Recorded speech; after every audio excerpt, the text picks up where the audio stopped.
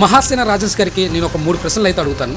రీసెంట్గా ఆయన జస్ట్ ఒక 2 months నుంచి ఒక కొత్త నినాదం అయితే తీసుకొస్తున్నారు.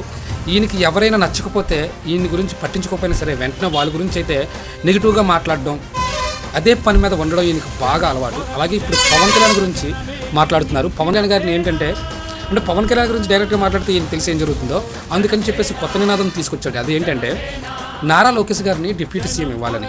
ఆయన ఎక్కడో ఒక మూలని నార్మల్ కేటగిరీలో ఉంచడం నాకు నచ్చలేదు, నా ప్రాణం పోతుంది, ఎలాగైనా సరే నారా లోకేష్ గారికి నేను డిమాండ్ చేస్తున్నాను, డిప్యూటీ సీఎం నారా లోకేష్ గారికి ఇవ్వాలి అని. నిజానికి ఈయన ఆలోచన వేరు. ఎప్పుడైతే పవన్ కళ్యాణ్ గారు తిరుమల తిరుపతి లడ్డు గురించి మాట్లాడారో అప్పటి నుంచి కూడా ఈ మహాసేన రాజేష్ గారికి పవన్ కళ్యాణ్ గారికి నచ్చదు. దానికి ముందు ఎమ్మెల్యే టికెట్ ఈయనకి అనౌన్స్ చేసి అది జనసేనకి కేటాయించడం వల్ల ఆ విధంగా కూడా పవన్ కళ్యాణ్ గారికి ఈయనకి పవన్ కళ్యాణ్ గారు అంటే నచ్చదు. ఇప్పుడున్న డిప్యూటీ సీఎం పవన్ కళ్యాణ్ గారిని తీసేసి ఆ స్థానంలో నారా లోకేష్ గారిని డిప్యూటీ సీఎంగా చేసి పవన్ కళ్యాణ్ గారిని సీఎంగా చూడాలని ఆశ అనుకుంటాను, నాకు తెలీదు.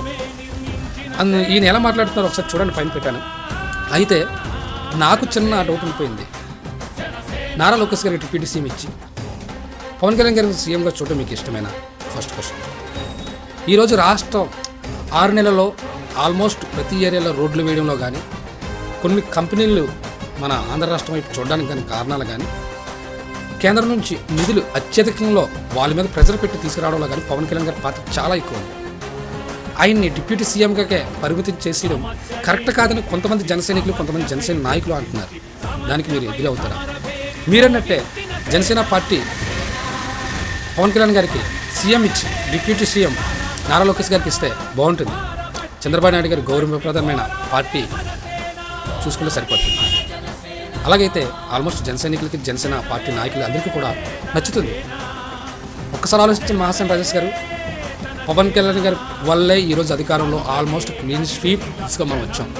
పవన్ కళ్యాణ్ గారు లేకపోతే, పొత్తు లేకపోతే అధికారానికి 2024లో కూడా మనం వచ్చి ఉండేవాళ్ళం కాదు. అలాంటి పవన్ కళ్యాణ్ గారి పైన కొద్దిగా అసూయ తగ్గించుకోండి. కన్ఫామ్గా ఈ రోజుకైనా పవన్ కళ్యాణ్ గారు సీఎం అవుతారు. మీరు అనుకున్నట్టు మీరు నారా లోకేష్ గారు డిప్యూటీ సీఎం అవుతారు, మీరేం బాధపడొద్దు. కానీ పదే పదే అదే వీడియోలు పెట్టుకొని యూట్యూబ్లో రెచ్చిపోకండి, వేస్ట్ అనమాట. వాళ్ళకి తెలుసు, చంద్రబాబు నాయుడు గారికి తెలియదా, నారా లోకేష్ గారికి తెలియదా ఎవరికి ఏ పదవులు ఇవ్వాలి ఏంటన్నది.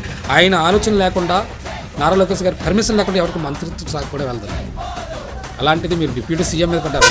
డిప్యూటీ సీఎం అంటే ఇప్పుడు లాస్ట్ వైసీపీ పాలన మనం చూసాం డిప్యూటీ సీఎంకి ఎంత వెయిట్ ఉందో.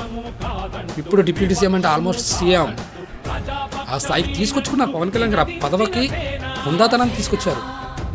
థ్యాంక్ యూ రాజేష్ గారు. మీ గురించి ఇంకెక్కువ